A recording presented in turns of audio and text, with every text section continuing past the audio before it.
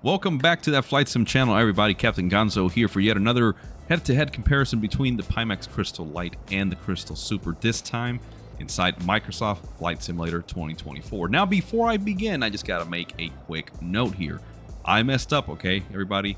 If you watched my initial video on the Crystal Lite versus Crystal Super, I tested it out inside DCS World, and my god, what a terrible experience and terrible video that turned out to be. I gotta be honest, I incorrectly set up everything. Okay, if you haven't seen that video, I will provide a link here. Now, just to clarify, we're not looking for views here. Okay, I'm not using this as a I got you to click on this link so you can see a video and give me more views. No, I'm embarrassed, okay, because I got called out on my BS. I had a bunch of settings that were out of whack. I mean, it's embarrassing to talk about, but I have to be honest, especially when it comes to representing a name like Pimax. Okay, I had the incorrect settings.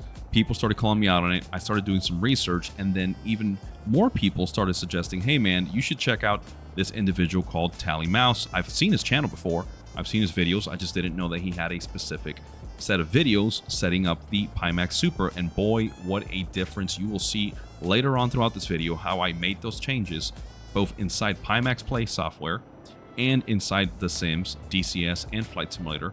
And I tested them before I even started recording, and holy smokes, guys, I was way off the mark. So with that being said, I messed up. I am sorry to the team over at Pimax. It was not my intention to provide any misleading information, and especially to our viewers, those of you who are waiting to make a purchase with your hard-earned money. I'm sorry, okay, guys, I've dropped the ball, but this is why I am doing these videos, because I want to own up to the mistakes. I want to let you guys know that I'm very thankful that you guys are very observant and you guys called me out on my BS, okay? I have rectified that, I hope, and I think you guys are going to be a lot more impressed with this video because the settings will reflect those changes that needed to happen. Now, let's dive in, right? We've already covered the specs of both headsets, but I'm just going to do a quick overview here. Starting on the left corner, the Crystal Lite, we're talking a price point of $858 US. What you can do is pay $599 up front, and then with the Prime fee, which is just a monthly installment of payments, you pay the remaining $259.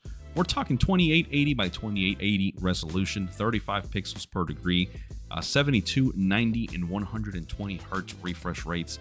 We are talking glass aspheric lenses, fixed foveated rendering. Remember, there is no eye tracking in the Crystal Lite. There is no modularity, so you can't swap out displays like the Crystal Super offers. But let's see if Pimax revisits the Crystal Lite and throws out a Crystal Lite 0.2 or V2 in the future that offers the same modularity. And lastly, it is a QLED display with mini LED backlighting. On the right corner, we're talking about the Crystal Super. Starting at $1,787 US, you can pay $799 up front, and then the remainder of $988 with that Prime, paying it in monthly installments. With the Crystal Super, we're talking 3840 by 3840 resolution per lens, 50 pixels per degree, refresh rates of 72 and 90 hertz, a field of view of 127 degrees in comparison to the 115 that we get in the Crystal Lite. And you can even bump it up in lab mode, which is like a dev mode inside Pimax Play, up to 138 degrees. It features auto IPD, that's the inner pupillary distance, which has you adjust, the distance between the lenses so you can get a good clear image, and it ranges between 58 to 72 millimeters. The Super does in fact offer dynamic foveated rendering because it has eye tracking, so wherever your eyes are looking, that is where the foveated rendering will follow. And lastly, it is a QLED plus mini LED backlit display. Okay, so now that we've covered the specs again really quickly, I think it's time to jump over into the sim and see how these two giants compare with one another. Again, guys, my apologies. I did not want to mislead you by any means and give you any biased opinions. Instead, I have since changed my mind on the Super now that it is running exactly as it was intended to do, and I owned up to the mistake that I was just being lazy and I wanted to plug and play and set it to run as such. So my apologies, guys, but anyways, now that I've apologized enough, you'll hear me saying sorry many more times in the sim. Let's get on with the video and see what we can do. Again, this is Captain Gonzo with that Flight Sim channel.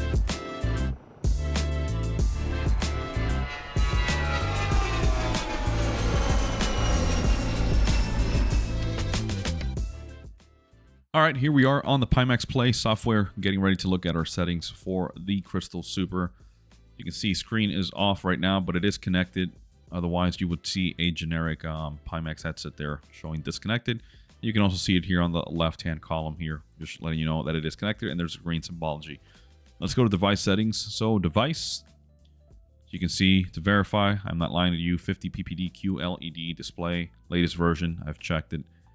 So room lighting frequency is set to auto, 60 Hertz. Now here's the one that I've been mistakenly screwing up this entire time. I was doing it on the 72 Hertz upscale lab mode.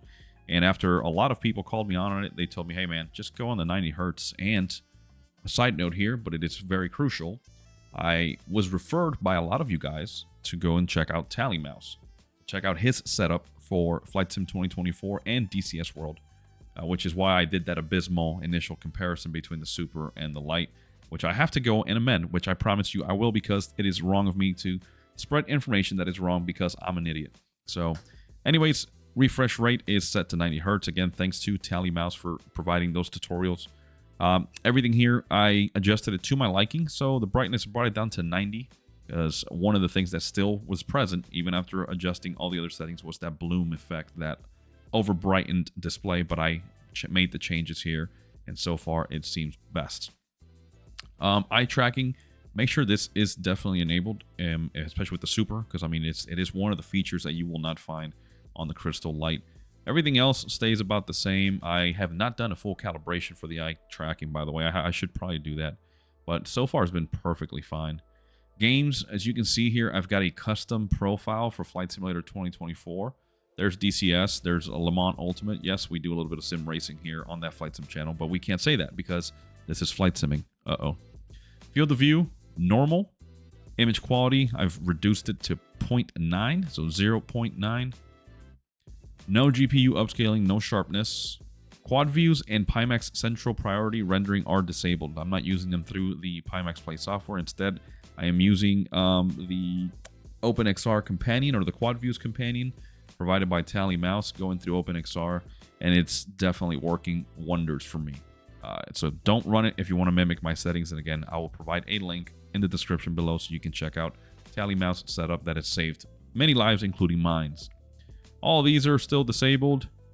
All these colors and contrast, blah, blah, blah, I haven't messed with. I'm just going to keep them there. General, yep, just keeping everything the same, nothing crazy on the advanced. Local dimming, yeah, I did reduce a bit. You can see I'm set to about 5/8, maybe 3/4. So that also helped me a lot to eliminate the bloom effect that I was complaining a lot about. Okay, so one quick side note that I learned through TallyMouse was on the Pimax Play software, what you want to do is go ahead and make sure that you start whatever game you're about to start in VR through here. And the reason is because sometimes Pimax might not pick up that you've started that program. Therefore, the settings that you've set specifically for these programs will not be made available. And then you'll have to go back in and make the changes. So I'm not going to run you through how to set this up properly. Just check out TallyMouse. He does one for DCS and one for Flight Sim 2024, and it is a lifesaver. Okay, guys, well, I think it's time to jump on over to the sim and see what we've got. All right, everybody, so here we are inside Flight Sim 2024. Don't forget, if you're looking at the VR graphics settings, you have to go over to the VR tab and then go to VR graphics. So following along with what TallyMouse did on his video, which by the way, I will provide that link in the description. Exposure compensation EV, I've got it set to -0.1 or -0.1. Anti-aliasing, we're using DLSS.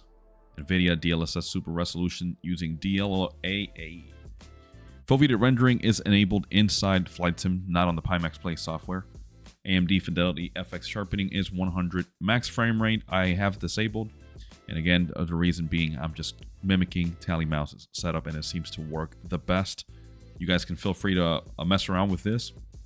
Can't really remember the reason why he said to do this or not to use it. I just decided to follow him. Reprojection modes to off, world scale 100, NVIDIA Reflex low latency on. Dynamic settings, I've got a frame rate target up to 50. I do recall him saying in that tutorial for the setup that if you set this to any higher, it's A, unlikely you're going to get that higher, and B, the sim's actually going to start changing your graphics and your overall experience to try to hit that target. So I set it to 50, and it seems to be working excellent. Now, down to the nitty-gritty. This is the one that really makes a difference, right? So, terrain level of detail, 285. Off-screen terrain pre-cache to ultra.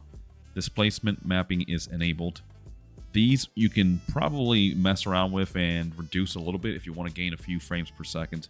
For me, I find it hard to reduce the level of quality in graphic detail of these right here, like trees, plants, rocks, and grass. Although, to be fair, if you're that up close to plants and rocks, then you're either on a helo, on a little Doom Buggy mod that you found on Flight MTO, or something like that. So you shouldn't be really caring about this, but I do, because when I'm on the ground taxiing or flying low in a jet or something, I want to see every little detail as clear and as realistic as possible. So these are my settings, and you'll see the performance inside the sim is whatever it's at relative to the area. But it is definitely way smoother than when I first started messing around with the Crystal Super. Objects level of detail, I've got it set at 100. Volumetric clouds at high, and I'm actually impressed. They look better on high than on ultra. Don't ask me why. I don't have the answer. Texture resolution set to medium. Anisotropic filtering is 16 times. Water waves are high. Another one that I really like to see look good. Shadow maps to 4096. Terrain shadows 1024. Contact shadows. And you guys can just pause the video at this point and compare your settings versus what I've got. And just to remind you, this is on a 5090 7950 X3D 64 gigs of RAM. So you can use that to kind of compare your setup and see what's going to work for you or not. And also, guys, again, I just edited this literally minutes ago, thanks to Tally Mouse. If you're not familiar with that name, I will provide the link in the description below, because he saved my life. And he saved me from spreading misinformation about the Crystal Super, because I'm a dumbass that didn't know how to set the settings correctly, okay? So I am not afraid to admit when I am wrong, especially as it pertains to advising and giving reviews on hardware. Now let's get on to the sim. All right, folks, here we are, Flight Sim 2024. Default title SR22. We're in Teterboro in New Jersey. We're going to take off heading towards New York City. I feel like it's always the appropriate area to really test out any performance comparisons. So as you can see here on the top right of the display, you should be able to see the dev mode FPS. So it's showing somewhere in the low to mid 20s right now, which is, it's okay. Now, for some reason, and I don't know if you guys will agree with me here or not, the default title SR22 definitely pushes the limit a little bit. I don't know if it's the G1000, you know, that Garmin perspective display, or what it is about the aircraft, but it's not the first time I've had a performance hit like this. But don't worry, because we're going to jump into something else here in a little bit, and we're going to compare that. And of course, we'll be doing that with the Crystal Light as well, or we've already done it depending on how I format this video later on. Okay, so we're taking off here, runway 19er, we're heading southbound. There is the New York City skyline off to my 10, 11 o'clock. So we've got a positive rate of climb. Let's clean those flaps. And then I'm gonna set an altitude target of 1,000 feet. There it is, it's coming up. Performance feels a bit better now that we're airborne, even though we've got the entire city popping up over there. But it's definitely running a few frames faster, I think at least. Inside my headset here, inside the Crystal Super, I can't really see that display that you guys are seeing on your side with the statistics and the analytics. But anyways, guys, let me just say once again, I was so wrong about the Crystal Super. I mean, when I started watching my initial videos that I just put out a few days ago on DCS World and my settings, those of you who are professionals out there in the VR spectrum probably picked up that I am a total noob, right? I am a total idiot as it comes to VR. I just wanted the easy way out. I wanted to just plug and play, throw settings all the way high, and then just expect everything to work flawlessly. Well, as you can see, that is not the case. VR is a very picky hobby, especially in flight simulation, so you have to take your time and really fine-tune everything to maximize the performance you're going to get, and as well as the quality. And again, just a big shout out. I will say this guy's name many times, but Tally Mouse, you are a hero. You are a godsend here in the flight sim community, and you saved my life because I had people calling me out, and rightfully so. That's what I want you guys to do. You guys pointed out my mistakes on my setup, And I was able to start doing some more digging until I found one of you guys, maybe a couple of you guys, told me, hey, check out Tally Mouse. He's got the perfect setup. And you guys were not lying. So anyways, thanks again, guys. Thank you to Tally Mouse for helping us get set up. Let's get back on here with the purpose of the video. So right now, of course, New York City, it's always an interesting location to come and test out VR headsets, or even in 2D, right? If you get a brand new plane and you want to see if it's going to chew away at your performance, this is a perfect place to do it, right? It's called the concrete jungle. I mean, you've got buildings on buildings on buildings, and we do have photogrammetry on, so you guys will see all of the independent skyscrapers being modeled in. We're over the Hudson here. Let's make that right-hand turn. Let me go the other way around just to make it easier. There we go. Let's go to heading mode. You gonna turn, buddy? Oh, we got roll mode. Huh. Alright, I guess we'll just fly over the city here. Let's disable. Let's disconnect the autopilot. Don't know why. I could have sworn if, once you enable heading mode, it would automatically switch. Anyways, that's not the point of the video. Let's just keep flying over here. There's the Empire State Building. Again, this to me is acceptable performance for the level of detail that I've got the sim currently at. And you would have seen that before this section of the video, of course, so you would have seen my settings right now as they stand inside Flight Sim 2024, as well as the DCS, or not the DSCDS, excuse me, the Pimax Play software settings that are very, very crucial. But yeah, this is fine, guys, because I can see everything very clearly. The reason I chose the SR22 was because I wanted to see how the Super would handle rendering the screens here off a G1000. This is the crucial part of the entire flight, right? When you're on an aircraft such as the SR22, the Corvallis, or any other aircraft that's really flying glass cockpit, it's going to be these displays, right? And if you can't get a crisp readout of your displays, then what's the point of even doing it in VR, right? And that completely kills the immersion. With the Super, again, we're talking about that native resolution of 3840 by 3840. You would expect this to be clear, and it is clear as mud. I mean, even if I pan the camera back some more, I can still read everything so clearly. And just to prove it, let's see. On the right-hand side over here, this is on the MFD. I'm looking at the oil. PSI, I'm showing 57 PSI, oil temperature 182 degrees, gallons used 2.2. Our fuel flow right now is 19.7 gallons per hour because I'm not adjusting the mixture. Power percentage 57. Oh, that's the manifold pressure. Yeah, we're showing 21.6. Do I need to prove it anymore? No. I think this is insane. I can see all of the circuit breaker labels over there. The caps, which should not be covered, by the way. Before you take off, you want to have that handle nice and open, unpinned, ready to go in case you got to pull the caps.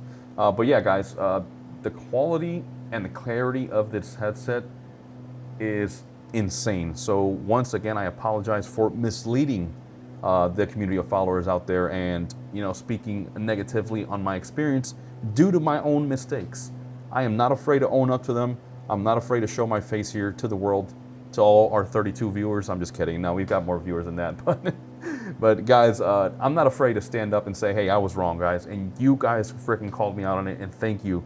Thank you for doing that, because I was ready to box this headset up and send it back to Pimax. But I'll be honest, after making the changes, and stand by, because the DCS retake is coming, okay? I will not leave you guys out there with a crappy video like I did initially. It is coming. And because of these changes and the experience I'm having now, once my trial period is over, I'm going to contact Pimax and I'm going to tell them to just go ahead and charge my credit card, because I'm going to keep this headset. This is phenomenal. Of course, that's if they're okay with me doing that. I know these are demo units and stuff like that, but I mean, I've already got the DMAS headphones installed. I don't need to do any more. I've got the controller, so I'm going to reach out to them here in a few days and just let them know, hey, I really want to keep this headset. I think I've got much more exploring to do in VR with the Super, and I am beyond impressed with the level of quality that we're getting in this headset. And I'm also looking forward to, maybe in the future, if I keep this headset, buying the ultra-wide module, right? That's going to expand that horizon, or the horizontal field of view exponentially. And who knows what other stuff they've got working in the background. So guys, I think this is a phenomenal headset. I'm loving the performance right now. It's not 50, it's not 60 frames per second, but we're talking VR in the, you know, the levels of resolution that we're using right now. We've got foveated rendering enabled, got the eye tracking enabled, and you can really sense the difference here opposed to my initial tests. All right, well, let's cut the video here for this segment. I want to jump somewhere else, and maybe let's do a helicopter. Let's do a helicopter tour around Boston. How does that sound? And then we'll see how the performance is there. That is the Fly Tampa scenery, so it's going to be interesting to see how the sim performs. All right, guys, let's give me a second. Let's change right over. Alrighty, here we are, Boston Logan runway 4 in the Nemeth Designs. What is this? Airbus helicopter? I still call them Eurocopters. I'm outdated. Sorry, guys. All right, just a word of advice here, a word of caution. I don't typically fly helos in Flight Simulator. I only do it in DCS World. But let's see how we do here. So let's get on the power here a little bit. Grab that collective, start introducing power. Get ready with some left rudder for the torque, or left anti-torque pedal. Sorry. There we go, and this is Fly Tampa scenery, which is very, very detailed, very demanding, but surprisingly very optimized too. It doesn't give me any issues normally when I'm flying with just the monitor and track IR, and I've got all kinds of plugins. I've got GSX running in the background. I've got Say Intentions, Orbion ATC with their traffic injector. So this world here becomes very, very populated and very lively in a matter of seconds, right? And I've never had issues in Flight Tampa, but I figured we tried here. I mean, this is insane. Again, I'm just eating my own words here. Look at this. I mean, I can see everything clearly over there on the left-hand side, on the co-pilot side. I can read the airspeed indicator, the HSI, the VOR, and sorry, that's an ADF needle. I see the ADF needle, altimeter, everything looks crisp and clean. Even that little GNS 430 down there in the bottom, or is that a 530? Yep, that is a 530, I stand corrected. And I could just read it right there on the top right corner of that little display. Again, Pimax Crystal Super just, this is cheating. This is insane. But this is where I'm really happy now, because I'm like, yes, like buying that 5090 was well worth it. It's still worth it, right? I mean, I hate money. I convinced the wife to let me do it for the purpose of YouTube, right? That's all I'm doing it for. No, but guys, in all seriousness, the 5090 is an absolute monster. If you're not flying VR and you're just gonna be doing 2D, you're gonna have a blast. You're gonna run everything on ultra, triple ultra, whatever you wanna call it, whatever you can do. If you can even go in there and hack it and do DLSS times 40, I don't care, you figure it out. You will have a phenomenal time with the 5090. Just make sure you've got a good CPU and some good sticks of RAM to keep up with it, right? And of course, a power supply, that is gonna be crucial. But guys, look at this. I mean, I'm flying through downtown Boston here. I've never been here, so I'm not familiar with what buildings are here. But this is crazy. This is exactly what I wanted this whole time when I got the Super, and that's what I'm experiencing. Right now, my frames, let's see what we're doing. Yeah, mid-20s, but I'm okay with it. I'm okay because I know what settings I can change, maybe reduce a little bit of visual quality to really boost that performance, but this is okay for me. It is still smooth enough for me to fly. And again, just to clarify, I don't do helo flights like this normally in flight sim. I'm doing airline flights, I'm doing GA flights with ATC and, you know, going from point A to point B. This is just me messing around here in the helicopter, and it is freaking awesome. But if you think that these frames are not acceptable, then that's fine. Let me know in the comments and say, hey, Gonzo, I think you might still be able to tweak here and there. Again, this is not said and done. This is a like living, breathing status update that I'm going to be doing here for the next couple of weeks, because I know there's still stuff that I can mess around with and really fine tune the performance that I'm getting, but I am happy, okay? I am more than happy. Now, we'll see when we jump in the Crystal Light if we're going to be enjoying even better performance, which I suspect is the case. And I might be able to boost up some settings a lot more. And that's fine because I love the Crystal Light. Remember, the Crystal Light, I purchased it last year with my own money. The Crystal Super was sent to us by Pimax. So, yeah, I do have a bit of a bias per se because I spent my money on the Light. But like I said in the other portion of this video, I am looking to keep this headset now. And I'm going to talk to Pimax to see if they'll let me purchase it outright so I can just keep it. And this is the point in the experience that I'm like, you know what, this is 100% worth it, because I can go back and forth between the Crystal Light and the Super. If I get tired of the Super, which is crazy to say. I can just hop over to my Crystal Light and make sure that it is working, but I know it's going to be perfectly fine. So. All right, here we go, guys. Now we're on the Pimax Play software. Pimax Crystal Light selected. You can see it right here. Let's go to device settings. Here we go. We've got all the other interesting things. Now, here's the refresh rate. I've set it at 120 hertz. I wonder if I bump it down to 90 hertz if I can get just a little bit better performance. So I'll have to be exploring that option for the Crystal Light.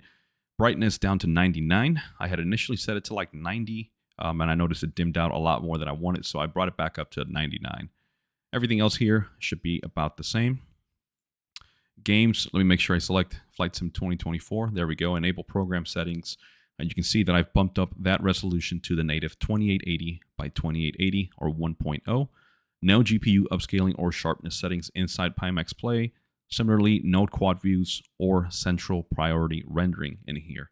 No smart smoothing, no locking to half frame rates, none of this.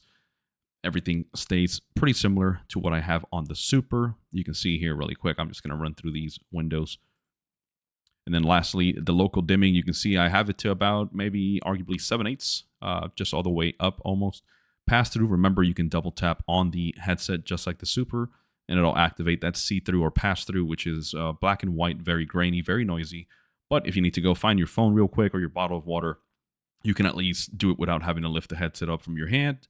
And then all you got to do is just double tap on it again, and you're back in your display. All right, well, there we go. That's all said and done. I will be showing you in the Crystal Light once I get into the sim. I'll show you my settings that I've made several changes to just to try to get away with a little bit better image quality and to see how it stands up in performance in comparison to the Super. All right, everybody, welcome on in. Cirrus SR22 Turbo. We're here at Teterboro once again, and we're going to take off and head straight towards the New York skyline, just like we did it with the Super. Right off the bat, I can definitely tell there is obviously that narrower field of view. You can kind of get more of that mirror feeling that a lot of people complain about, but honestly, I've been using the Crystal Light now for over a year, so I am pretty used to it, to be honest. But it is noticeable coming from the Super, but again, that's because I literally just took them off, and I've been swapping between the two, so it's very noticeable. So, other than that, clarity is phenomenal. I can read everything on my PFD here on the G1000 as well as the MFD. I can even see the magenta coloring and letterings up there on the top, so I can see track 183 degrees. I can see all the other blank spaces, obviously because we don't have a flight plan, but it is very much still readable. Everything that I need to be able to read is still legible. Let's go ahead and clear the alerts. Entity or anti-ice quantity looks like it's low, but oh well, I'm not even going to use my TKS fluid today. All right, let's get flaps down. Let's get back on center line. Let's get power going. There we go, we're rolling. And remember, guys, that I can't see my active frame rates per second. You will see it on the video on the top right of the sim footage, but right now, judging off of how I'm feeling, I'm guessing we're in the low 30s, maybe? It is feeling all righty. It feels good. No complaints on my end. Right now it looks very good. The colors of the trees here, they look very, very nice indeed. Out in the distance, I don't get that haziness or that, I used to complain about it. It was like my eyes started to feel strained looking at a distance. Now, I don't know if that was just an issue with the IPD distance or what it was, but that is definitely no longer the case right now. But looking at the ground, the level of detail looks great. I can see all of the buildings clearly. I see the radio towers over there to my 1 o'clock, 2 o'clock. There's the stadium. I believe, is that the MetLife? I can't remember which one's out here. I could be wrong. I'm sorry for those of you who are native to the New Jersey, New York area. Let's say it is, but either way, I can definitely tell it's some type of like stadium open. You can see all the bleachers and the rows up there. You can see the parking lot. Looks crazy. And yeah, so while we're flying over to New York City here, let me just make a quick note. Yes, the difference is palpable. It is noticeable coming over from the Crystal Super. However, that does not mean that the Crystal Light is by any means a lesser product. Remember, we're talking about two different weight classes here per se, right? If you're a boxing or fighting fan, we're talking about the heavyweight, right, which is in that super, and that might be even questionable, right? Some people might not say that's the top of the line in terms of VR in general, but I think it is, in my opinion. I mean, we're talking 50 ppd pixels per degree, upwards of 57 pixels per degree with the other modules, and we're talking here 35 with the crystal light, right? So we're talking significantly less, 2880 by 28 resolution on the crystal light, but this is insane. We're talking a sub $1,000 product that gives you this level of clarity, which I never thought was possible. Before I even got into VR simming, I always thought, man, I've tried the Quest 3, like I might have mentioned in other videos, and the Quest 3 is such a cool little headset, very versatile. The mixed reality that you can do and the see-through technology is phenomenal, especially when you have the black and white pass-through that this only offers, and it's very noisy, very grainy. So yeah, the Quest 3 is a nice headset, but I knew I needed more, and that's where the crystal light came in and answered the call for me personally, right? I love that it's a DisplayPort headset, and it is truly a PC VR headset that allows you to enjoy these moments, such as the one you're seeing right now on your screen, and you enjoy it with a level of detail and clarity that is unparalleled. I mean, look at this. Oh wow, I actually walked through here in real life in New York City. Wow, I recognize that, like the on-ramps there on the highway or whatever that is. There's Madison Square Garden. Yep. There's the Empire State Building. So, I mean, just the fact that I can look down and identify specific areas in this jungle known as New York City is phenomenal. I mean, obviously the Empire State Building literally sticks out like a sore thumb.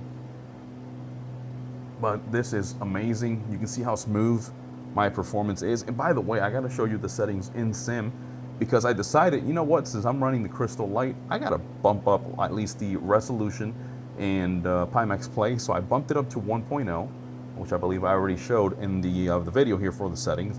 And in the Sim, I made some minor adjustments as well to kind of bring up the level of detail and to see how well it compares even at higher levels of detail against the Super. And I'll be showing you that in just a few here, but let's just enjoy the views here. There's Central Park. So we're flying along the mid-east to upper eastern side of Manhattan now. If you still consider this Manhattan, I guess. Again, my apologies to New Yorkers. I believe that's LaGuardia out there to my 2 o'clock. Yep. Let's do a quick bank here over this side. Let's go westbound over the lake here in Central Park. If I'm not mistaken, that right there is the museum, like the history, or I know I went to a museum somewhere near Central Park. Or is that a library? Again, sorry guys, but I know there's a museum somewhere up here, and that kind of looks like it. And I remember walking through and seeing all kinds of cool stuff in there. But look at Central Park, man. This is beautiful. You can kind of see the dark colors on certain trees already. I mean, Crystal Light is still such a phenomenal product, guys. I am just taking in the views here, enjoying this performance. And just like I mentioned on the Super, the reason I went with the SR22 is because I've noticed that there's sometimes a bit of a performance hit with this default aircraft. I've noticed, I don't know if it's the G1000, I don't know if it's just the modeling in general, because it is a very good model. I mean, the aircraft looks one-to-one like the real-life counterpart. So I wanted to test out, again, being able to read everything on my displays here. I mean, just to prove it, I'm gonna go back on my seat, just like I did. Let me bring the keyboard. Hold up. There we go. Now we're in the sim. And look, I'm sitting all the way back here, and I can read gallons used, 2.6, oil temperature, 182, oil PSI is at 57, ESS bolts, or bus voltages at 28.3, and right now, let's see, manifold pressure is at 29.2, I believe. Oh no, it was 20.2, wow. Okay, so misread that, my apologies, but just goes to show you I can still, for the most part, make out all the letters and all the information. Right over here, just underneath the little AC duct, I can see my V speeds here. I can see normal category, airframe, no acrobatic maneuvers, including spins, approved. So more than phenomenal, guys. All right, here's what we're gonna do. We're gonna stop here, and we're gonna go into Boston in the Nemeth Designs EC135, and then we're gonna see how it handles there before we close off the video. All right, guys, here we are, Boston Logan, runway 4 left, Nemeth Designs EC135s. Before we take off, let me run you through the setting changes that I did make, just for full transparency. So VR tab, VR graphics, everything here is the same as we mentioned earlier. What I changed was down here on the global rendering quality. Check out the terrain level of detail, 400, ultra on the buildings, ultra on the trees, high. Objects level of detail, bumped it up from 100 to 150. And then I believe everything else is about the same. So I just really wanted to test out the TLD and the objects level of detail and really bump those up, as well as the buildings and the trees. Okay, let's go back. Let me go back, make sure my recording's still going on. Indeed it is. Here we go, we're back in the cockpit. Let's go ahead and get on the collective. Left anti-torque pedal. Get ready to combat that torque. Okay, releasing a little bit of that tension, and here we go. Let's take flight. Whoa. Feel like my pedals are kind of intermittently, there we go, they're back online. Feel like they stopped responding. Sometimes it happens when I'm running all these USBs and recording at the same time. Guys, if you haven't tried recording a flight sim session, talking, memorizing a script, or just making it up as you go, and on top of that doing it in VR and making sure or hoping that everything is working, I suggest you try it at least a couple times, because I promise you, what you're seeing right now is probably take number 3 or 4. Something always goes wrong, but such is the life of YouTubing and making videos to enjoy people, especially when I'm acting a fool. All right, guys, well, anyways, you can see we're flying low in the Eurocopter, just like we did with the Super. Check out all the apartments, homes. This looks like some type of dock, although the photogrammetry needs Jesus. It needs Jesus very, very fast, because this looks terrible. But nothing to do with VR. We know that that is an issue with the rendering. See, like that's, I'm assuming, supposed to be a boat, and it just looks like a monolithic structure there that the aliens placed. But look at this, I can see the city, I can see all the buildings nicely detailed. Let's do some low-level flying here, fast. All right, here we go. Hopefully I don't crash. This would be very embarrassing, but it would be a great way to finish this video. Here we go, the sunlight's peeking through here, and then what we can do is go nice and low here. Let's dive in through the streets. Oh boy, oh boy. This makes me nervous. All right, here we go. Let's stay just around here. Let's swing around, give it a little bit of left anti-torque here. Pull the nose up. Okay, nice and easy, baby, there we go. But yeah, look at the lighting, look at the shadows. Once again, nice and smooth on my cockpit here. And I love that I can just look over at the co-pilot side and read all my instruments perfectly clear. I can see my engine instruments there, so engine oil, temperature, everything looks great. The transmission oil and temperature as well. The GNS 530 down there in the bottom is very, very legible. I can see my radio stacks at least, so I can just look from here, make my changes if necessary. But guys, again, don't sleep on the Crystal Light. The Crystal Light is a phenomenal product, as you're hopefully seeing here. Look at the performance figures we're getting right now. Let me just take my, 33. And again, you saw the settings that I'm running at, right? So if I wanted to, I could probably bump down the image quality, the resolution inside Pimax Play to maybe like 0.95. Bump down that terrain level of detail and the objects level of detail, and I could probably get into the mid 40s to maybe even low 50s frames per second. But to me, simming in the 30s is the acceptable region. Even in the high 20s, even the high 20s, I'll take it, especially with the amount of detail that I'm demanding of my system. So guys, I don't want to take up much more time. I know this video is probably already ran well past 15-20 minutes easily, and I think you guys get the idea, right? The Crystal Light holds on its own very, very well. Can it compete against the Super? Well, yes, it can to a certain degree, but you're also going to be sacrificing, right, a tighter field of view, and you're not going to have that modularity that the Super offers lastly, the most obvious, we're talking 2880 by 2880 on this sucker right here versus the Crystal Super that gives you 3840 by 3840. It's a no-brainer, guys. Math is always right. More numbers, the better, right? But that also means you better have a system that can keep up and allow you to push the limits like I'm doing here. Which, by the way, if you guys are not familiar, in all of our videos, both myself and Captain Flacco, who is the founder of this channel, we provide our system descriptions, right? The specs on the video descriptions below. So if you haven't seen that, just click on the video description, look through all my nonsense that I write in there, and at the bottom you'll see Captain Gonzo's setup, so you can see specifics, right? Down to the power supply, what RAM modules I'm using, and all that good stuff, okay, guys? So I'm going to cut it here as I hover and terrorize over the JetBlue Maintenance Center here. And we're going to put a ribbon on this video and give you my conclusion for Flight Simulator 2024. Again, guys, I'm happy that I was able to rectify those mistakes that I made earlier, and that I'm giving you a better comparison right now so you guys can make a good, informed decision if this is what you're waiting for. All right, guys, well, give me a few seconds. Let me get off this helo, and then we'll come back to close off the video. So there we have it, guys. Crystal Super versus the Crystal Lite inside Flight Sim 2024. What do you think? What do you prefer? And at the end of the day, do you think this performance is acceptable with the settings that I currently set? I'll give you my honest opinion. The Crystal Super is a definitive upgrade and a definitive superior product to the Lite. Again, let's cover those basics. We're talking 3840 by 3840, 50 ppd, and a field of view that is native at 127 degrees with an optional 138 degrees. So right off the bat, you get much more visibility through the lenses, and you have much more of a visual aspect outside of your windscreen or your cockpit glass.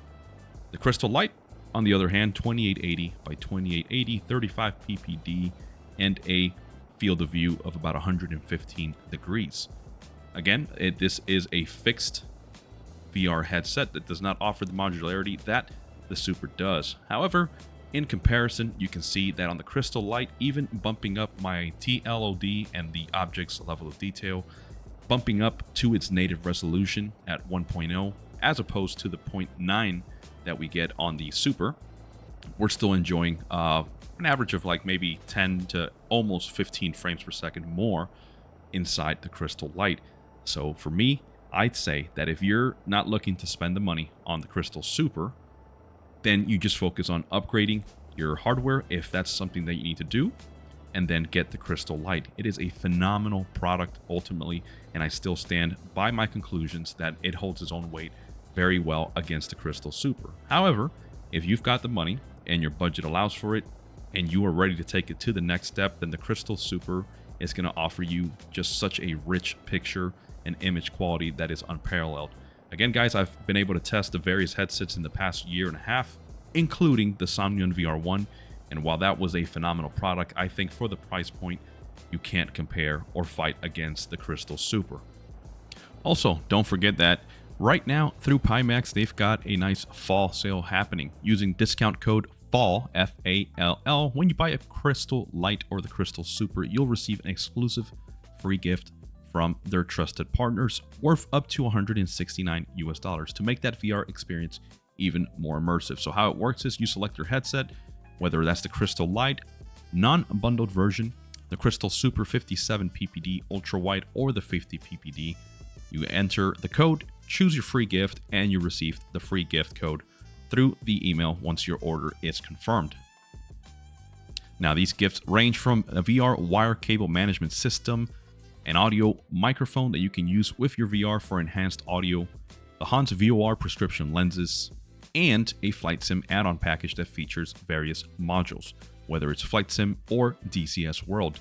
However, keep in mind that this sale is only good through October 31st, 2025, while supplies last. Don't forget, guys, you also offer a 3% discount through that Flight Sim channel using our very own exclusive links found in the video description below. Again, 3% discount code ThatFlightSim, and this is only applicable if you're not combining it with other discounts or sales going on. Check it out below, guys. 3% on the Crystal Lite or the Crystal Super with that discount code ThatFlightSim. All right, guys. Well, again, let me know what you think on the comments below. Do you think this was a fair and honest comparison?